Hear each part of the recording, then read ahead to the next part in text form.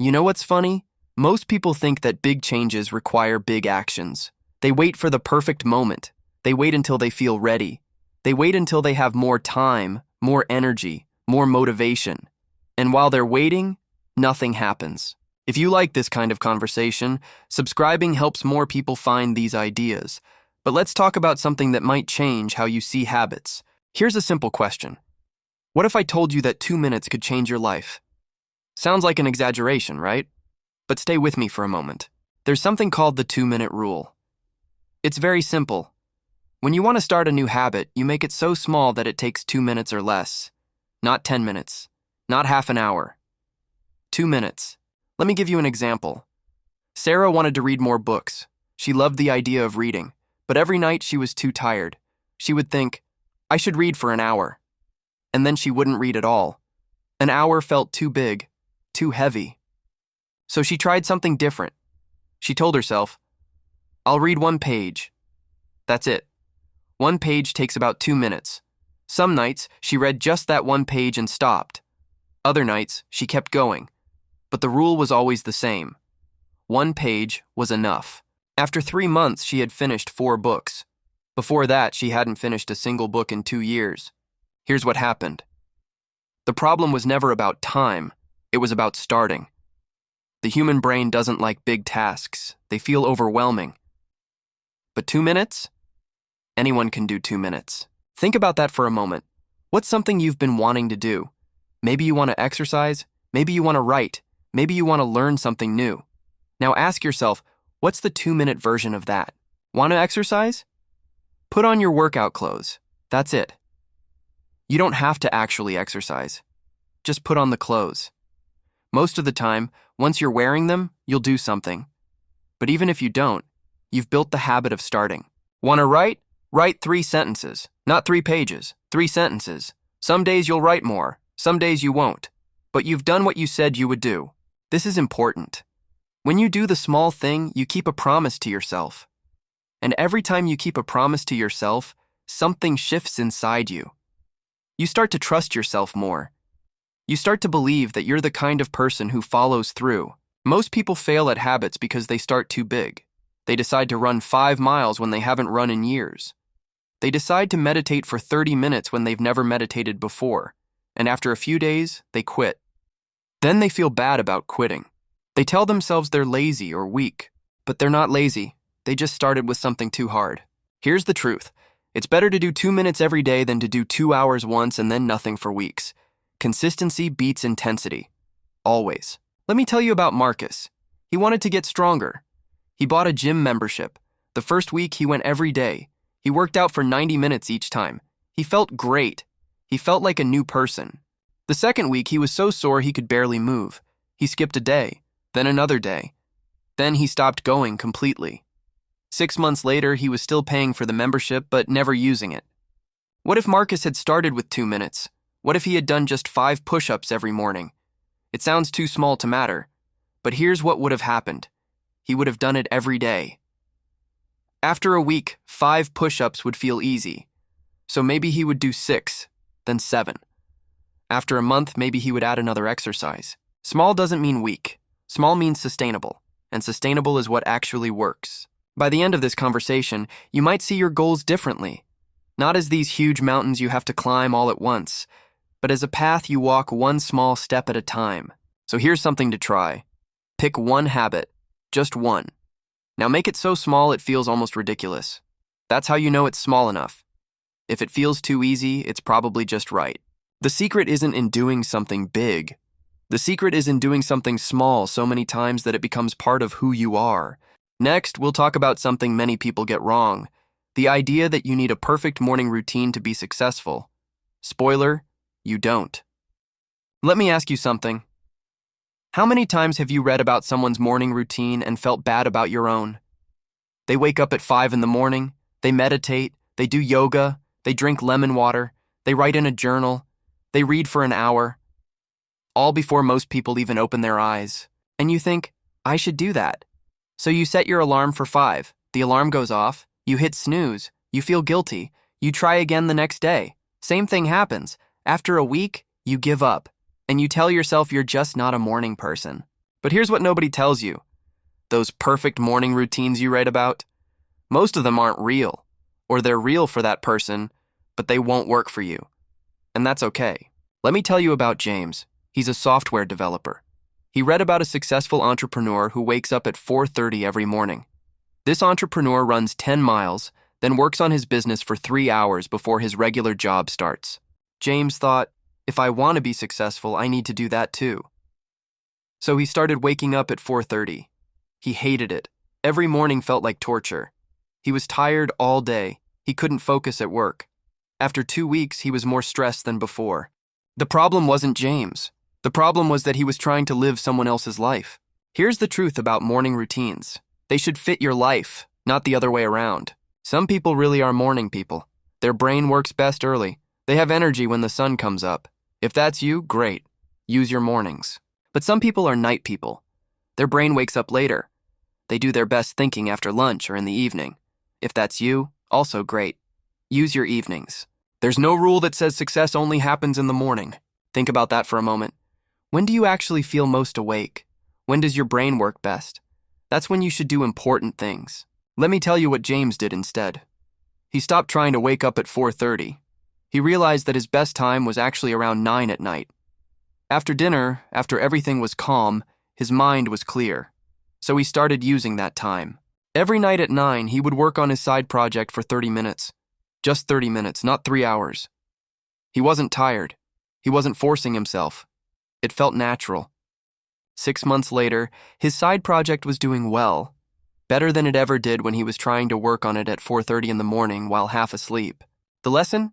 Stop copying other people's schedules. Find your own rhythm. Now, I'm not saying morning routines are bad. I'm saying that a routine should serve you. You shouldn't serve the routine. Here's what actually matters in a routine. 3 things. First, it should be realistic. If you have small kids who wake up at 6, you can't have a peaceful 2-hour morning routine. That's just reality. Work with what you have, not what you wish you had. Second, it should give you energy, not drain it. If your morning routine makes you more tired or more stressed, it's not working. A good routine should help you feel ready for the day, not exhausted before it even starts. Third, it should be flexible. Some days will be different. You'll sleep late. Something unexpected will happen. A good routine bends. It doesn't break.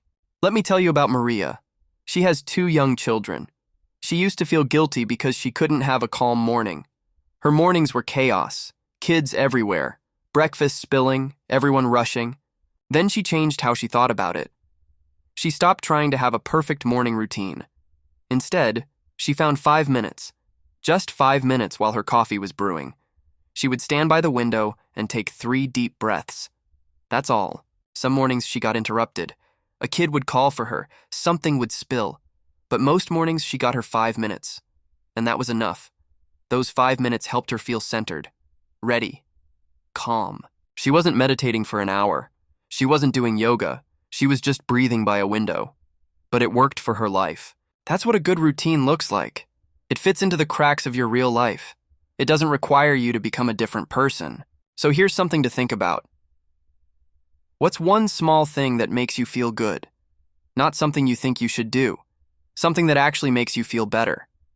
Maybe it's coffee in a quiet room. Maybe it's a short walk.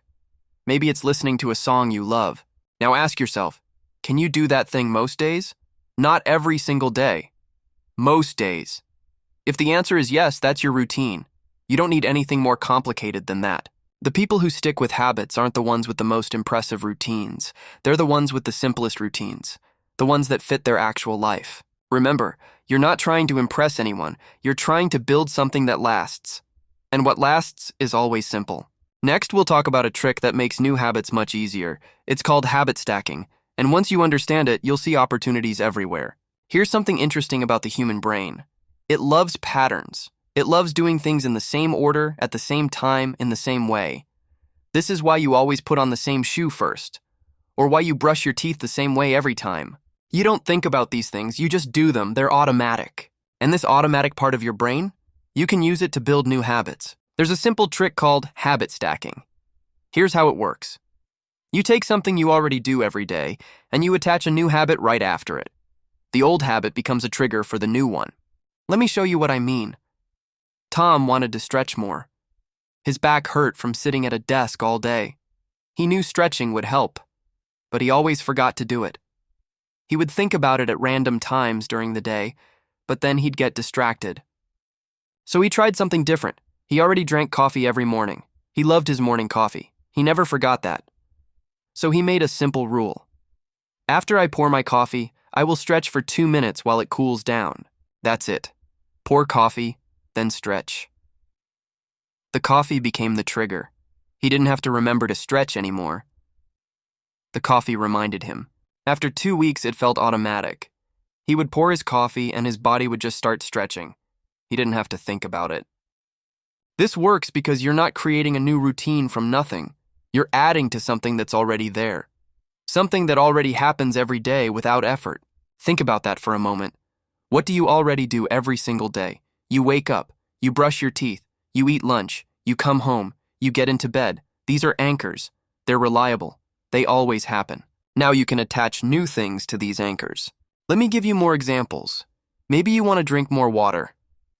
After I sit down at my desk, I will drink a glass of water. The sitting becomes the trigger. Maybe you want to practice gratitude. After I turn off my bedroom light, I will think of one good thing that happened today. The light switch becomes the trigger. Maybe you want to learn a language. After I eat lunch, I will practice 5 words. Lunch becomes the trigger. You see the pattern? It's always, after I do this thing I already do, I will do this new thing.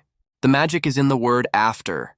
You're not adding something to your schedule. You're not trying to find new time. You're using time that's already there. You're using moments that already exist. Let me tell you about Rachel. She wanted to be more positive. She noticed that she complained a lot about traffic, about work, about small things that didn't really matter. She wanted to change this. But how do you remember to be positive? You can't set an alarm for that. So she used habit stacking. Every time she got in her car before starting the engine, she would say one thing she was grateful for, out loud, just one thing. Getting in the car was the trigger. She got in her car multiple times a day, so she practiced gratitude multiple times a day. After a month, something shifted. She started noticing good things more often, not just when she was in the car, all the time. The habit spread. That's another interesting thing about small habits. They don't stay small. They influence other parts of your life. Here's what makes habit stacking so powerful. You're not relying on motivation. You're not relying on memory. You're relying on something you already do. And that makes it almost effortless. But there's a trick to making this work. The trigger has to be very specific. Not in the morning, but after I brush my teeth. Not during the day, but after I eat lunch. The more specific, the better. And the new habit has to be small. Remember the 2-minute rule? It applies here too. If the new habit is too big, you won't do it, even with a good trigger. So instead of after I wake up, I will exercise for an hour, try after I wake up, I will do 5 push-ups.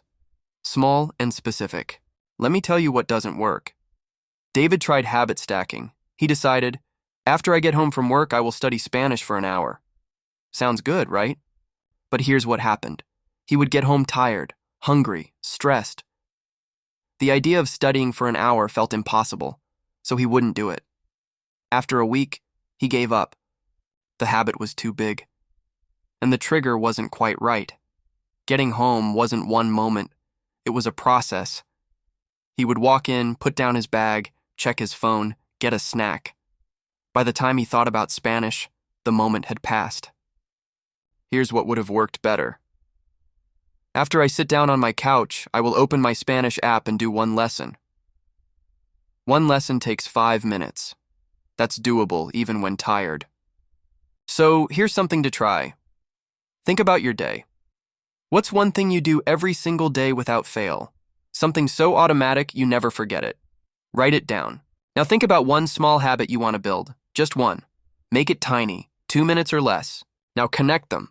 After I do this thing I always do, I will do this new thing. Say it out loud. Let your brain hear the connection. After I do X, I will do Y. That's your habit stack. That's your new pattern. The beautiful thing is you can stack multiple habits. After I pour my coffee, I will stretch. After I stretch, I will write 3 sentences. After I write, I will read 1 page.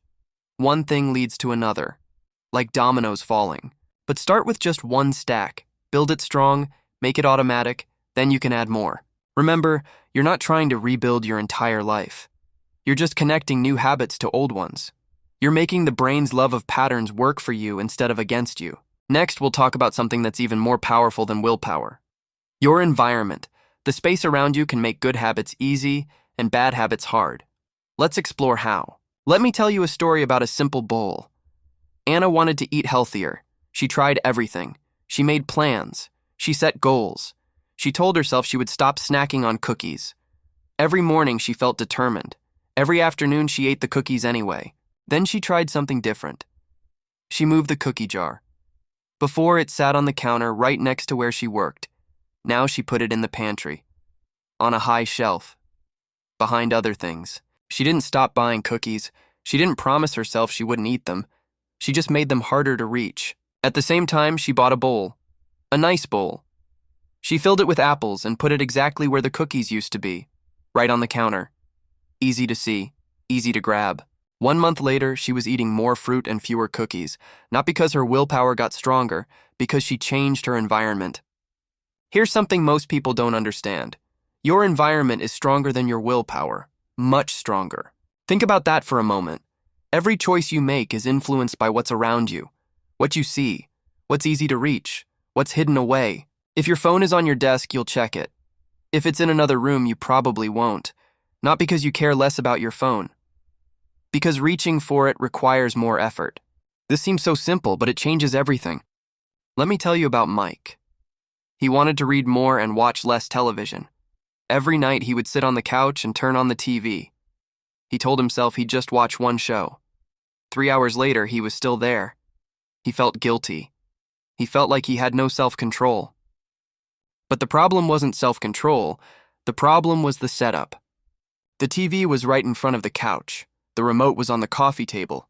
His books were upstairs in the bedroom. What do you think was going to happen? So Mike changed the setup. He unplugged the TV. Not forever, just unplugged it. To watch TV now, he had to plug it back in. That took 30 seconds, just 30 seconds of extra effort. He moved his books to the coffee table, right where the remote used to be. What happened? He started reading.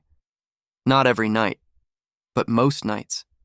Because reading was now easier than watching TV. This is called friction. You want to add friction to bad habits, make them just a little bit harder. And you want to remove friction from good habits, make them just a little bit easier. The difference doesn't have to be big. Even tiny amounts of friction work. Here's another example. Lisa wanted to drink more water. She bought a water bottle, a nice one. But she kept forgetting to drink from it. It sat in her bag, out of sight, out of mind. Then she bought 3 water bottles. She put one on her desk, one on her nightstand, one in her kitchen. Everywhere she spent time, there was water, right in front of her. She didn't have to remember. She didn't have to go get it. It was just there. She started drinking more water immediately, not because she cared more about hydration, because the water was visible and easy to reach. You see how this works? You're not changing yourself. You're changing the space around you. And the space changes your behavior. Let me tell you what doesn't work. John wanted to exercise in the morning. He kept his workout clothes in the bedroom closet. His alarm would go off. He'd think about getting up. But getting dressed meant opening the closet, finding the clothes. That felt like too much effort while half asleep. So he'd go back to sleep. What should he have done? Put his workout clothes next to his bed, right where he could see them first thing. Even better, sleep in them. That sounds funny, but some people do it. Because it removes all friction. You wake up already dressed. Now what's your excuse? The goal is to make the good choice the easy choice, not just slightly easier, as easy as possible. Here's something to think about. Look around the room you're in right now. What do you see? What's easy to grab? What would you have to get up for? Your environment is sending you signals all the time. Most of them you don't even notice, but your brain notices. And it responds. If there's junk food on the counter, you'll eat it. If there's a guitar in the corner of the room, you might play it. If your workspace is messy and distracting, your work will suffer. This isn't about being weak. This is about being human. Humans respond to their environment, always have, always will. Let me tell you about a study. Researchers wanted to see if they could get people to eat less popcorn. They gave people stale popcorn. Popcorn that was weeks old, it tasted bad. People said they didn't like it. But when the researchers gave them a big bucket of this bad popcorn, they ate it anyway. Just because it was there. Just because it was easy. When they gave people a smaller bucket, people ate less. Same bad popcorn. Same people. Different amounts simply because the bucket was smaller. You can use this. If you want to eat less, use smaller plates. If you want to waste less time on your phone, delete the apps you scroll through mindlessly. If you want to write more, keep a notebook on your desk with a pen already uncapped. These seem like tiny things, but tiny things add up. Here's something to try. Pick one good habit you want to build. Now ask yourself, how can I make this easier? What can I move? What can I prepare in advance? What friction can I remove? Then pick one bad habit you want to reduce. Ask yourself, how can I make this harder? What can I hide? What extra step can I add? What friction can I create? You don't need to change everything. Just change one thing. See what happens. Remember, you're not fighting against yourself. You're setting yourself up to succeed. You're designing your space so the right choice is the obvious choice. Next, we'll talk about something that stops most people. What happens when you break the chain? When you miss a day? When you mess up? Because you will. Everyone does. And what you do next makes all the difference. Here's the moment that stops most people. You've been doing great. You've built a streak. 5 days, 10 days, maybe even 30 days. You feel proud. You feel like you're finally becoming the person you want to be. Then one day you miss, you forget, you get busy, you get sick. Something happens, the chain breaks, and just like that, you quit. Not because you wanted to, but because missing one day felt like failure. Like all that progress disappeared. So you think, what's the point? I already messed up. Let me tell you something important. This is the most critical moment in building a habit. Not when you're doing well. When you break the chain. Because breaking the chain doesn't end the habit. Quitting after you break the chain ends the habit. Think about that for a moment. Missing one day is not the problem. Giving up after missing one day is the problem. Let me tell you about David. He started running every morning. He did it for 23 days straight. He felt amazing. Then one morning he woke up late. He had an early meeting. He couldn't run. That day was gone. The next morning, he woke up on time. He could have run, but he didn't. Why? Because in his mind, he had already failed. The streak was broken. It didn't feel the same anymore. 3 months later, he still wasn't running. 23 days of progress, gone. Not because he missed one day, because he let one day become 2 days, then 3 days. Then he stopped completely. Now let me tell you about Sarah. She was meditating every day. She did it for 17 days. Then she got sick. Really sick. She spent 2 days in bed. She didn't meditate. On the 3rd day, she felt a little better. And she meditated. Just for 5 minutes. She didn't wait until she felt perfect. She didn't wait to start a new streak. She just did it on the next possible day.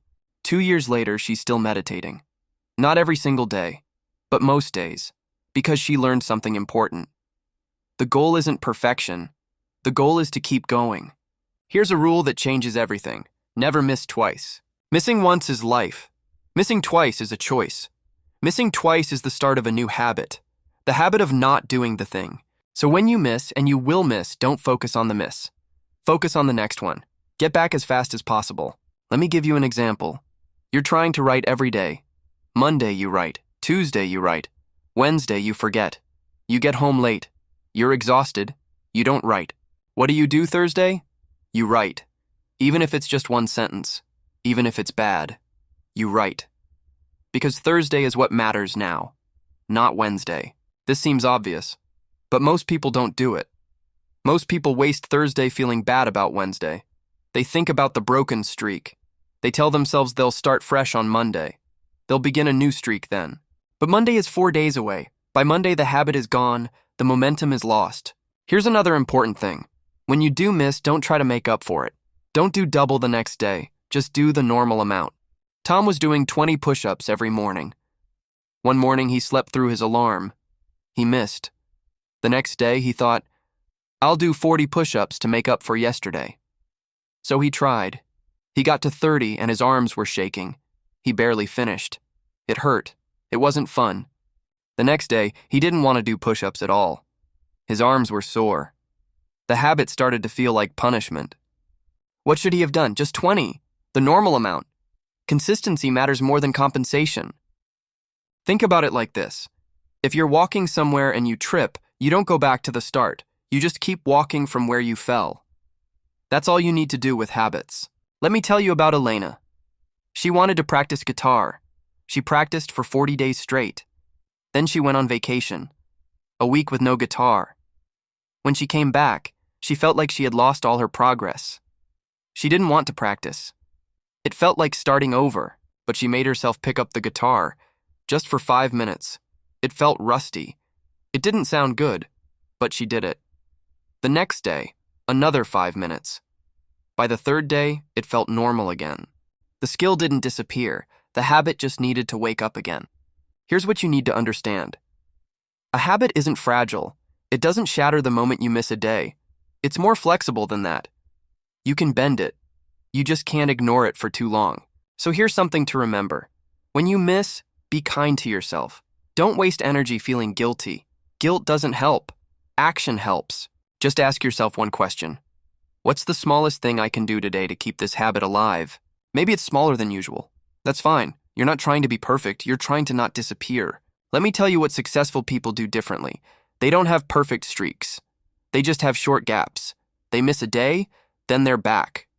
They miss again 2 weeks later, then they're back again. Over time, these short gaps don't matter. What matters is that they always come back. That's the real habit. Not doing the thing every day, coming back after you miss. There's a phrase I like. Fall down 7 times, stand up 8. That's what building habits really looks like. It's messy, it's imperfect, but you keep standing back up. So here's something to try. Next time you miss your habit, and you will, don't think about it. Don't analyze why you missed. Don't promise yourself you'll do better. Just do it again the next day, that's all. Reset immediately. And if you're someone who's already quit a habit, here's good news. You can start again right now, today. Not Monday, not next month. Now. The gap doesn't matter. What matters is what you do next. Remember, you're building something that lasts a lifetime. One missed day in a lifetime, that's nothing. But quitting after one missed day, that's everything. Next, we'll talk about something deeper. How these small habits slowly change who you are. How doing something enough times changes how you see yourself.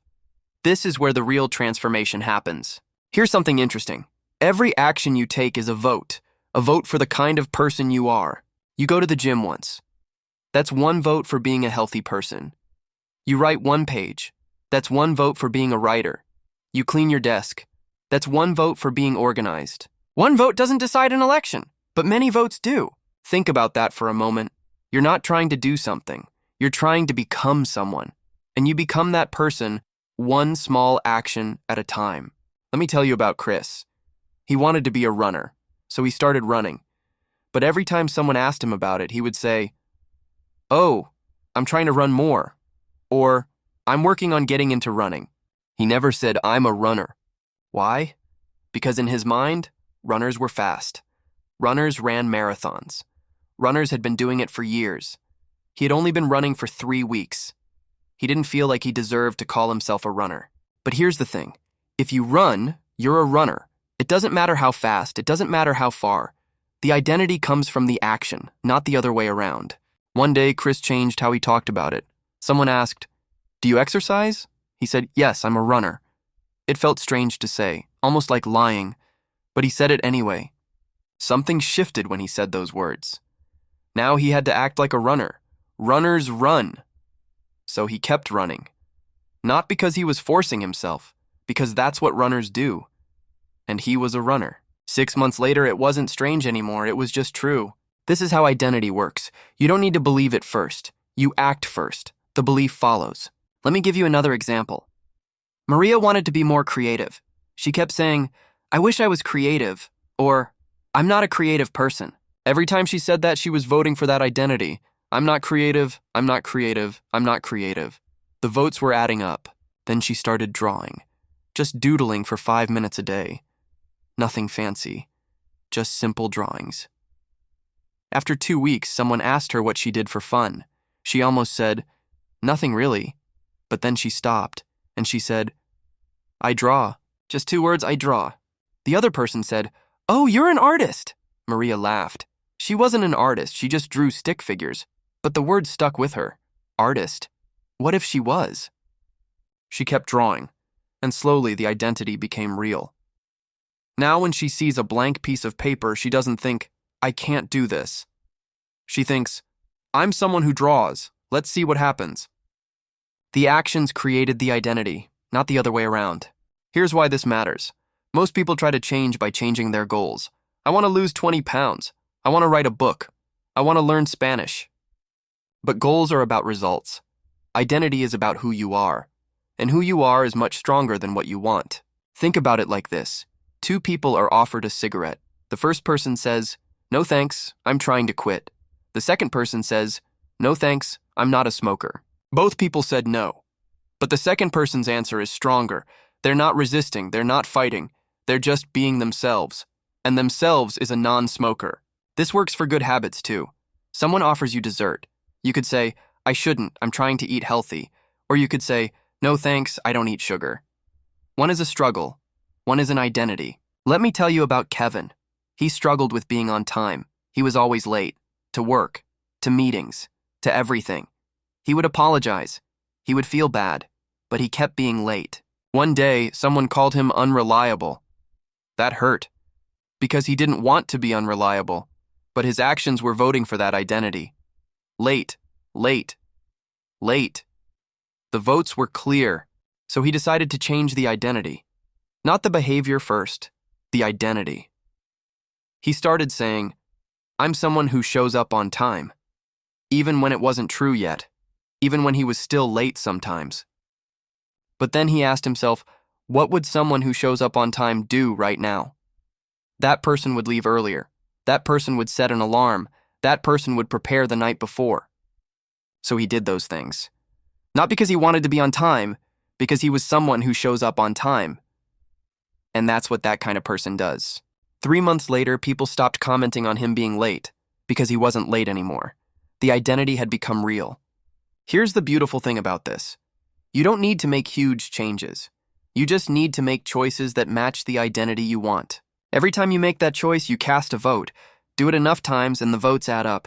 The identity becomes true. So here's something to think about. Who do you want to be? Not what do you want to do? Not what do you want to have? Who do you want to be? Do you want to be healthy? Do you want to be creative? Do you want to be someone who keeps their word? Do you want to be someone who learns new things? Pick one. Just one identity. Now ask yourself, what would that kind of person do today? Not tomorrow. Not when everything is perfect. Today. Right now. Maybe a healthy person drinks water instead of soda. Maybe a creative person spends 5 minutes sketching. Maybe a reliable person shows up when they say they will. Do that thing, that's one vote. Tomorrow, vote again, and again, and again. You don't need to announce it. You don't need to tell everyone. You just need to keep voting. The votes are private, but they count. Let me tell you something important. You will vote against yourself sometimes. You'll do things that don't match the identity. That's okay. Remember, one vote doesn't decide the election. What matters is the majority. Most of your votes. Over time. That's what creates the identity. Sarah wanted to be a reader. Some days she read, some days she didn't. But most days she read at least one page. Most of her votes said, "I'm a reader." So that's what she became. She didn't read every day. She didn't read for hours. But the majority of her actions supported the identity. And that was enough. Here's what changes when you think this way. You stop feeling like you're forcing yourself. You stop relying on motivation. You just do what people like you do. When you're hungry, you don't need motivation to eat. You're a person who eats, so you eat. When you're a person who exercises, you don't need motivation to exercise. You just do it. Because that's who you are. The habit stops being something you do. It becomes something you are. And that, right there, is when everything changes. Next, we'll talk about something practical. How to track your progress without making it stressful, because knowing how you're doing matters, but obsessing over it doesn't help. Let's find the balance. Here's a question. How do you know if your habit is working? How do you know if you're making progress? Most people don't track anything. They just hope they're getting better. And because they can't see the progress, they quit. They think nothing is happening. Other people track everything. Every detail, every number, every single day. And it becomes stressful. The tracking becomes more important than the habit itself. Both of these are problems. You need to find the middle. Track enough to see progress, but not so much that it takes over your life. Let me tell you about Jason. He wanted to lose weight, so he bought a scale.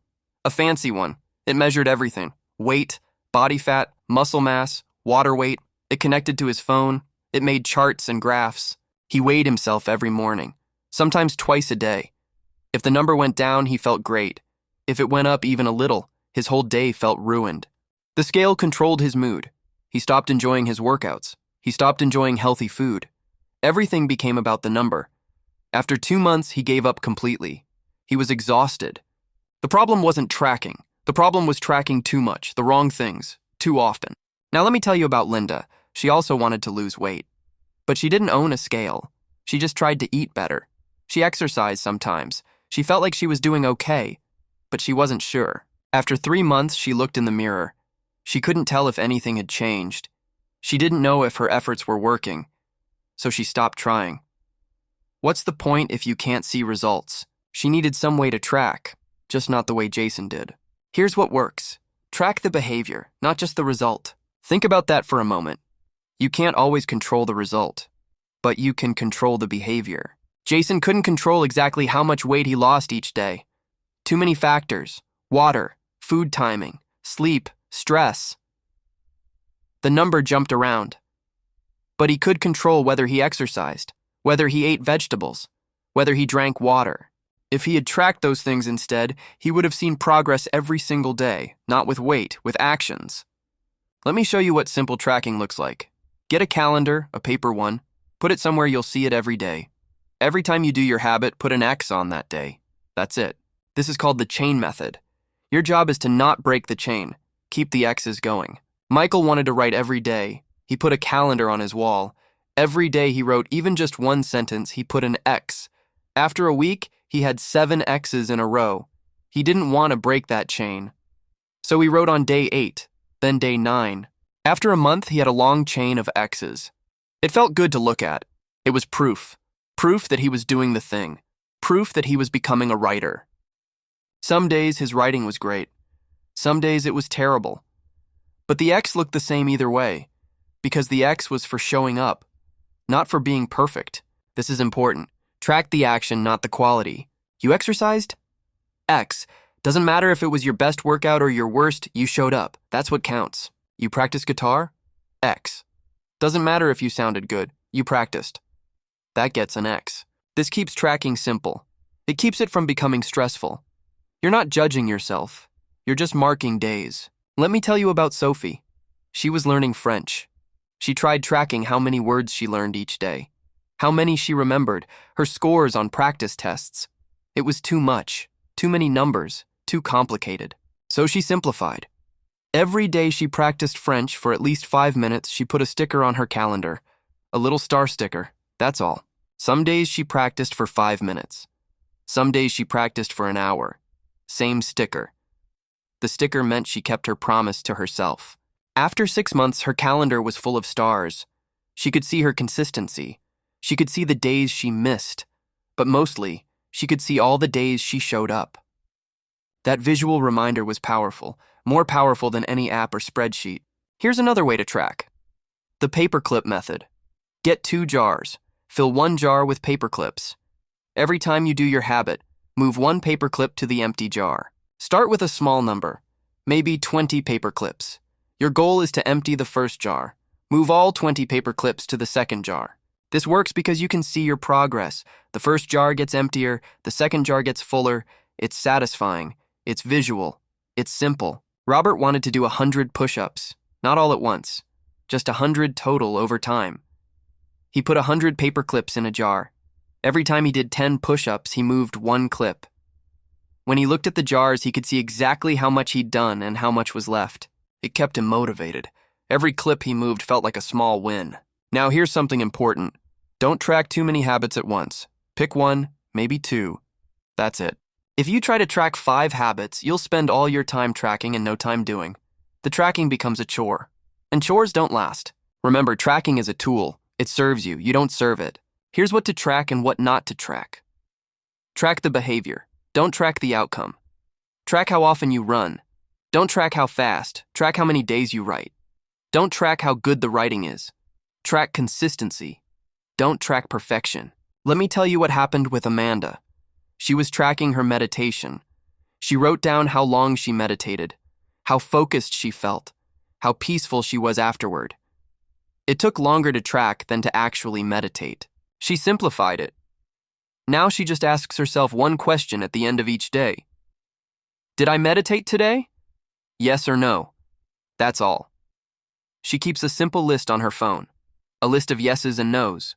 At the end of the month, she counts the yeses. If there are more yeses than nos, she's doing well. That's her only goal. More yes than no. Simple, clear, not stressful. Here's something to try. Think about the habit you're building. How can you track it in the simplest way possible?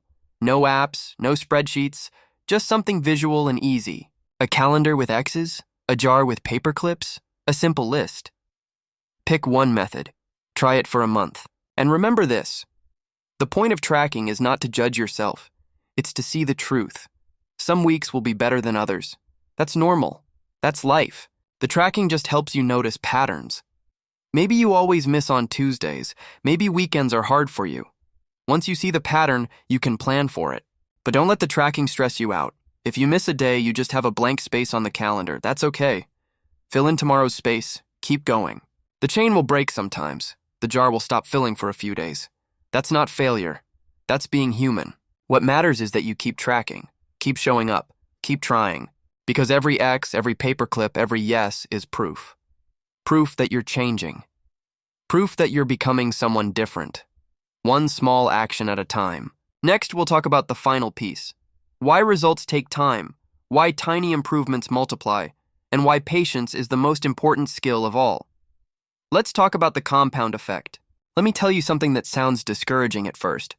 The changes you're making right now, you won't see them for a while. Maybe not for months. You can exercise for a week and look exactly the same. You can write every day for a month and still not have anything good. You can practice a language for 3 months and still struggle to have a simple conversation. This is where most people quit. Right here, in what I call the valley of disappointment. You're doing the work, you're showing up, but you can't see the results yet. So you think it's not working. You think you're wasting your time. But here's what's really happening. The results are coming, they're just not visible yet. Not yet. Think about an ice cube sitting on a table. The room is cold, 25 degrees. The ice just sits there. Nothing happens. You turn up the heat, 26 degrees. Still nothing. 27 degrees. 28. Still frozen solid. You keep warming the room, 29 degrees, 30 degrees, 31, still ice. Then, 32 degrees. And suddenly the ice starts to melt. Not because 32 degrees is magical, but because all those earlier degrees were building up, preparing, creating the conditions for change. Your habits work the same way. You do something once, nothing happens. You do it 10 times, still nothing you can see. You do it 50 times. Maybe a tiny change, so small you're not sure it's real, but you keep going. And somewhere around 100 times, 200 times, something shifts. The change becomes obvious. Not just to you, to everyone. Let me tell you about Daniel. He started reading. Just 10 pages a day. After 1 week, he'd read 70 pages. He didn't feel smarter. He didn't feel different. After 1 month, he'd read 300 pages. Still felt the same. He was tempted to quit. 10 pages a day seemed pointless, too small to matter. But he kept going. After 6 months, he'd read 1,800 pages. That's about 6 books. Now he started noticing something. Conversations felt different. He had more to say, more ideas, more references. He was thinking about things in new ways. After a year, he'd read 3,600 pages, 12 books. People started asking him for book recommendations. They said he always had interesting thoughts. He'd become known as the reader in his friend group. The change didn't happen in one day. It happened so slowly he barely noticed. But it happened. This is the compound effect. Small changes, repeated over time, create massive results, but not right away. Later, much later. Think about it like this. If you improve by just 1% every day after a year, you're not 1% better. You're 37 times better. That's the math of compounding. But here's the hard part. If you get 1% worse every day after a year, you're almost down to zero. Small choices don't seem to matter in the moment. Eating one unhealthy meal won't make you sick. Skipping one workout won't make you out of shape. Watching TV instead of reading one night won't make you ignorant. But here's the truth. These choices add up. 1 becomes 2, 2 becomes 5, 5 becomes the way you live. Let me tell you about two friends, Alex and Ben. They both wanted to get healthier. They both started on the same day. Alex made small changes. He walked for 15 minutes every day. He added one vegetable to his meals. He drank one less soda each week. Tiny changes, almost invisible. Ben wanted faster results. He joined a gym and went every day for 2 hours. He completely changed his diet. Only healthy food, no exceptions, big changes, very visible. For 2 weeks, Ben looked like he was winning. He lost weight. He looked energized. Alex barely changed. But then Ben got tired. The gym felt like a punishment. He missed his favorite foods. After 3 weeks, he skipped one day, then another. After 6 weeks, he stopped completely.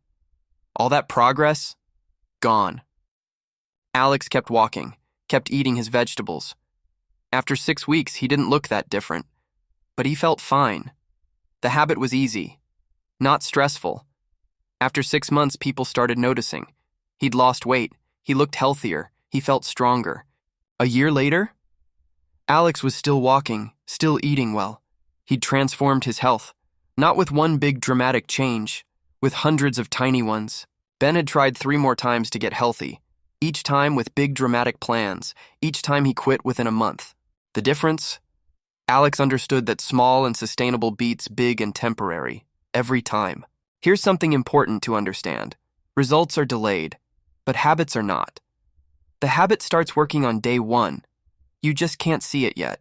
Every time you do the thing, you're changing. Your brain is changing, creating new pathways, making the behavior more automatic. You're voting for your new identity, building evidence that you're the kind of person who does this thing. All of that is happening. You just can't see it in the mirror yet. You can't measure it on a scale, but it's real. Let me tell you about Emma. She wanted to become more confident. She started saying yes to things that scared her, speaking up in meetings, starting conversations with strangers, trying new things. After 1 month, she didn't feel more confident. She still got nervous, still doubted herself, but she kept saying yes. After 3 months, something shifted. She noticed she was nervous less often. Speaking up felt a little easier. Not easy, just easier. After a year, she looked back at who she was 12 months ago. She couldn't believe it. That nervous person who avoided everything, that wasn't her anymore. She had become someone different, someone confident. But the change happened so gradually she barely noticed it happening. One small, brave choice at a time. This is why patience is so important. Maybe the most important thing. You're not going to see results tomorrow. Or next week, maybe not even next month, but they're coming. If you keep showing up, they're coming. Here's the question you need to ask yourself. Not, what do I want right now, but who do I want to be a year from now, 5 years from now? Because the things you do today, tomorrow, this week, they seem small. But they're creating your future self, 1% at a time. Think about that for a moment. The person you'll be next year is being built by what you do today, by the choices you make when nobody's watching, by the small habits you either keep or break. So here's something to remember on the hard days. The days when nothing seems to be changing. The days when you wonder if any of this matters. It matters. Every single time matters. Not because of what happens that day, but because of what happens when you add up hundreds of those days. You're not planting a garden to eat dinner tonight. You're planting seeds. And seeds take time. But when they grow, they give you food for years. Your habits are seeds. Plant them. Water them. Be patient. Don't dig them up every week to see if they're growing. They are. Trust the process. Let me leave you with one final thought. You don't need to be great to start, but you need to start to be great. And you don't become great in one big moment. You become great in 1,000 small moments. Moments when you chose to show up. Moments when you did the small thing even though it seemed pointless. Those moments, they're the ones that matter. Not the big dramatic changes. The tiny, boring, unglamorous ones. Those are the ones that compound. Those are the ones that last. So start small. Start today. Keep going. Be patient. Trust the process. The results will come. Maybe not when you want them, but they'll come. And when you look back a year from now, you'll be amazed. Not at how much you did in one day, but at how much you did, one day at a time. If one idea from this conversation stayed with you, I'd love to know which one. But whether you share it or not, I hope you take something with you. Something small you can start today. Because today is when your future begins.